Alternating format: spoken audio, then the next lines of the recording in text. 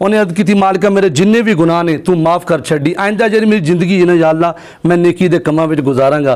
वो पुत्र आखन लगा अम्मा जी उस बंदे ने कब्रस्तान च खलो के तौबा की थी, अल्लाह ने उसकी तौबा कबूल कर ली। ਉਹਦੀ तौबा कबूल कर ली तो उन्हें 20 बारी सिर्फ दरूदे पाक पढ़िया सी। उन्हें दरूदे पाक पढ़ के पूरे कब्रस्तान वाले दी रूह नूं साले सवाब कर छड्या ते अल्लाह करीम ने ਉਹਦੇ 20 बारी दरूदे पाक पढ़ने की बरकत दे नाल जिन्ने कब्रस्तान वाले सन सारियां दी बख्शिश कर छड्डी। सुभान अल्लाह। यानी ये साडे वास्ते सबक, जदों भी कब्रस्तान जाइए कुछ नहीं लगता, 1 तो 2 मिनट लगणगे, उत्थे बंदा खलो के अव्वल अख दरूदे पाक पढ़ के एक बारी सूरत फातिहा 3 बारी कुल अल्लाह। आखिरी गल दरूदे पाक दी सी बरकत, दरूदे पाक पढ़िया भी है। एक बंदा है जिदा साढ़े हालात ने, हर बंदा कोई किसी को कर्जा लेंदा है, परेशानी का आलम है। इंशाअल्लाह जो सरकार का दीन तख्ते आएगा इंशाअल्लाह हर पासे बरकत हो जाएगियाँ, क्योंकि जो सरकार का दीन नाफज हो जाएगा, निज़ाम में मुस्तफ़ा आ जाएगा, इंशाअल्लाह हर पासे अल्लाह करीम दियाँ रहमतां हो जाएगी। क्योंकि दीन विच बरकत है, कुरान विच बरकत है, नमाज विच बरकत है, कलमे विच बरकत है, ये सारिया चीज़ां आ जाएगियाँ। क्यों? अल्लामा इकबाल ने फरमाया सी सरकार दे नाल वफा करांगे कि मोहम्मद से वफा तूने तो हम तेरे हैं, ये जहाँ चीज़ है कि लोहो कलम तेरे। एवें बंदा जिहड़ा ना बेचारा बड़ा, उन्हें किसी बंदे को ना कर्जा लै लिया, 300 दिनार उसने कर्जा लै लिया, तो उन्हें कहा मैंने 1 महीने का टाइम दे दे, 1 महीने तो बाद मैं तेरी रकम वापस कर दाँगा। लेकिन कुछ बेचारे के हालात ऐसे सन, वो बेचारा उसकी रकम वापस ना कर सके। वो काजी साहब के कोल बंदा चला गया, वो अदालतें जिन्हें दीन ते चलन वाली हूँ, फिर फैसले जल्दी हो जाते हैं। वो बंदा हुण काजी साहब के कोल चला गया, काजी साहब इस बंदे ने मेरे को पैसे ले ने, इन्हें मेरे नाल वादा किया सी इन्नी डेट में मैं तेरी रकम वापस करांगा, लिहाजा है मेरी रकम वापस नहीं कर रहा।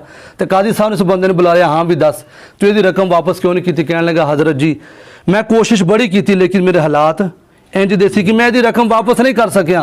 जज ने आख्या, काजी साहब ने आख्या ठीक है मजीद तेन 1 महीने की मोहलत दी जाती, 1 महीने के अंदर अंदर तू इसकी रकम वापस करनी। 1 महीने की मोहलत मिल गई।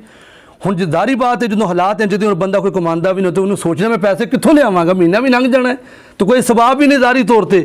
उस बंदे ने अपने घर में चला गया, उन्हें सोचा कि मैं आलमे दीन को सरकार का फरमान सुनिया कि जो बंदे तो कोई औखा वेला आ जाए दरूद पढ़े, अल्लाह परेशानियां दूर कर देगा। उन्हें घर के कोने में बह के ना दरूद पाक पढ़ना शुरू कर दिया। आखिरकार तारीखां गुजरदियां रही, जो आए ना 27वां दिन, उन्हें कहा यार 3 दिन रह गए ने तो हजे तक कोई जारी सबाब भी पैदा नहीं हुए, मैं रकम वापस करनी है। उसने की वेख्या, दरूद पाक पढ़दा पढ़दा सो गया। जिस वेले सुता अल्लाह अकबर अल्लाह, जो सुता है ना तो कोई बुजुर्ग तशरीफ लैके आए ने, हसीनो जमील चेहरा, प्यारियां प्यारियां जुल्फा, नूरी मुखड़ा, तो फरमाया कि आ गुलाम परेशान ना हो, असी तेरा इंतजाम कर लिया है, तेरा करदा तेरा असी सबाब पैदा कर छड़े ने, तेरा रकम जी अदा कर दी जाएगी। वजीर का नाम है अली बिन ईसा, अल्लाह सानू भी इंज दे वजीर दवे जिन्होंने पहला कलमा भी सही पढ़ना आंदा होवे ते खत्मे नबूवत वफा करने वाले होन। हुण अली बिन ईसा वक्त का वजीर होवे तो सरकार की बारगाह विच उस बंदे का मकाम तो वैल्यू वेखियो चेक करिया जे। सरकार ने फरमाया चल उठ, अली बिन ईसा वजीर है, ओदे कोल जा, उन्होंने जाके आके तेरे जी कर्जे की रकम है ना वो बंदा अदा करे। वो बंदा उठा बड़ा खुश, लो जी मेरा तो मौजा लग गई, कर्जा अदा हो जाना। फिर उन्हें सोचा यार जे मैं वजीर तो माड़े बंदे की गल नहीं सुनते, जे मैं वजीर के कोल चला गया तो वजीर ने आखना कि तू कोई निशानी तो दस, तेन सरकार ने भेजे। हुण दूसरी रात आई सरकार ने फरमाया दीवाने असी तेन आख छड्या है, तेरा इंतजाम हो गया। हुण दूजी रात फिर सरकार का दीदार होया, वो बंदा फिर परेशान। तीसरी रात फिर सरकार तशरीफ लै आगे, सरकार ने फरमाया दीवाने उठ, असी तेरा इंतजाम कर लिया है, चल तू उत्थे पहुँचना तेरा काम है, बाकी सारे इंतजाम करना साडा काम है। वो बंदा चले गया, जाके अली बिन ईसा दे कोल आख्या मैं वजीर साहब नूं मिलना है। उन्हें आख्या ठीक है जी, वजीर साहब दे कोल चले गए। वजीर साहब ने आख्या हाँ जी की गल है? उन्हें आख्या जी मैनू सरकार ने भेजा है, मैनू सरकार ने भेजा है तो इन्नी रकम मैनू चाहिए मैं अदा करनी है। तो अली बिन ईसा ने पूछा वजीर ने कोई निशानी तो दस कि तेन वाकई सरकार ने भेजा है? उन्हें आख्या निशानी ये वे, सरकार ने फरमाया मेरा जड़ा वजीर है ना वो अली बिन ईसा, वो फजर की नमाज पढ़ता है तो फजर की नमाज पढ़ने तो बाद किसी बंदे के नाल गल नहीं करता, बल्कि सब तो पहला कम नमाज अदा करने तो बाद 5000 वारी साढ़े ते दरूद पढ़ता है।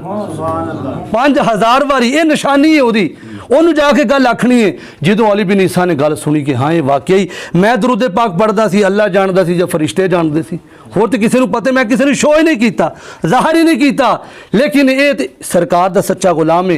हुण उन्होंने लै लोड़ सी 300 दिनार दी। हुण अली बिन ईसा वजीर ने की किया, 900 दिनार जड़े वो लिया के उसकी झोली विच पा छड्डे, आख्या 300 दिनार तेरे कर्जे दे ने ਤੇ 300 ਦਿਨਾਰ ਤੇਰੇ ਬੱਚਿਆਂ ਵਾਸਤੇ ਨੇ ਤੇ 300 ਦਿਨਾਰ ਤੇਰੇ ਕਾਰੋਬਾਰ ਵਾਸਤੇ ਨੇ। ਉਹਨੂੰ ਚਾਹੀਦੇ ਕਿੰਨੇ ਸਨ? 300 ਦਿਨਾਰ ਚਾਹੀਦੇ ਸਨ। ਉਹਨੂੰ ਹੁਣ 900 ਦਿਨਾਰ ਮਿਲ ਗਏ। ਉਹਨੇ ਆਖਿਆ ਠੀਕ ਹੈ। ਨਾਲ ਵਜ਼ੀਰ ਨੇ ਆਖਿਆ ਕਿ ਮੇਰੇ ਨਾਲ ਵਾਅਦਾ ਕਰਕੇ ਜਾਈ, ਅੱਜ ਤੋਂ ਬਾਅਦ ਜਦੋਂ ਵੀ ਤੈਨੂੰ ਕੋਈ ਪਰੇਸ਼ਾਨੀ ਬਣੇ ਮੇਰੇ ਬੂਹੇ ਤੇਰੇ ਵਾਸਤੇ ਖੁੱਲੇ ਨੇ। ਹੈ ਤੈਨੂੰ ਕਿਸੇ ਚੇਲੇ ਚਮਚਿਆਂ ਕੋ ਜਾਣ ਦੀ ਲੋੜ ਨਹੀਂ, ਤੂੰ ਡਾਇਰੈਕਟ ਆਣਾ ਹੈ, ਤੇਰੇ ਵਾਸਤੇ ਵਜ਼ੀਰ ਦੇ ਬੂਹੇ ਖੁੱਲੇ ਨੇ, ਤੂੰ ਜਿਸ ਵੇਲੇ ਆਵੇਂਗਾ ਅਸੀਂ ਤੈਨੂੰ ਵੈਲਕਮ ਵੀ ਕਰਾਂਗੇ ਤੇ ਤੇਰੀ ਮਦਦ ਵੀ ਕਰਾਂਗੇ। ਉਹਨੇ ਆਖਿਆ ਠੀਕ ਹੈ। ਉਹਨੇ ਆਪਣੀ ਰਕਮ ਲਈ, ਜਾ ਕੇ ਜਿਸ ਬੰਦੇ ਦਾ ਕਰਜ਼ਾ ਦੇਣਾ ਸੀ ਉਹਨੂੰ ਲਿਆ, ਨਾਲੇ ਜੱਜ ਸਾਹਿਬ ਦੇ ਕੋਲ ਚਲਾ ਗਿਆ। ਤੇ ਹੁਣ ਜੱਜ ਸਾਹਿਬ ਨੇ ਆਖਿਆ, ਜਿਹੜੇ ਦੀਨਦਾਰ ਹੁੰਦੇ ਉਹ ਸਾਰੀ ਗੱਲਾਂ ਸਮਝਦੇ ਨੇ। ਜੱਜ ਨੇ ਆਖਿਆ ਦੱਸ ਬਈ ਤੂੰ ਤੇਰੇ ਕੋਲ ਤਾਂ ਸਵਾਬ ਹੀ ਨਹੀਂ, ਇੰਨੇ ਪੈਸੇ ਕਿੱਥੋਂ ਲੈ ਕੇ ਆਇਆ?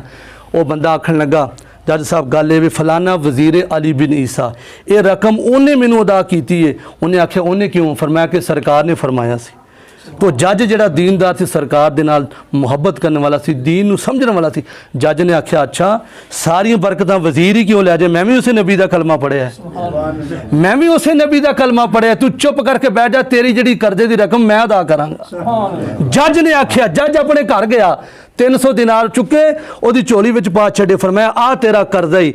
हुण जिस बंदे ने कर्जा लैना सी उन्हें वेख्या कि वजीर भी सरकार दा, जज भी सरकार दा, तो मैं भी उहदा ही कलमा पढ़िया। वो भी आखण लगा लै दीवानिया जा, मैं अल्लाह ते अल्लाह दी रज़ा वास्ते तेरा जिहड़ा कर्जा तैनूं माफ़ कीता। यार सोचने वाली गल, 1 रुपया भी नहीं सी तो टोटल किन्ने बन गए? 1200। 1 रुपया भी ना होवे तो इन्ने फिर ये सारियां बरकतां दरूदे पाक दियां। मेरे आका मुश्किल जो सर पे आ पड़ी, तेरे ही नाम से टली, मुश्किल कुशा है तेरा नाम, तुम पे लाखों करोड़ों दरूदो सलाम। इस वाक़े में हम सब के लिए दर्स है कि हम दरूद पाक पढ़ें इंशाअल्लाह। इसकी बरकत से ये जो मुश्किल हमारे ऊपर आई हुई है, ये जो मुसीबत आई हुई है, अल्लाह करीम इस दरूद पाक के सदक़े से और ताजदार ख़त्म नबूवत के सदक़े से इंशाअल्लाह अल्लाह करीम ज़रूर मुसलमानों को फिर से वो मकाम, फिर से वो बुलंदियाँ, फिर से वो अरूज अता फरमाएगा। क्यों? जब हम सरकार के दामन से वाबस्ता हो जाएंगे, सरकार हमसे राज़ी हो जाएंगे। जब सरकार राज़ी हो गए तो अल्लाह राज़ी हो गया, जिससे अल्लाह राज़ी हो गया उसका बेड़ा पार हो गया। अल्लाह हमें सरकार की सच्ची मोहब्बत नसीब फरमाए।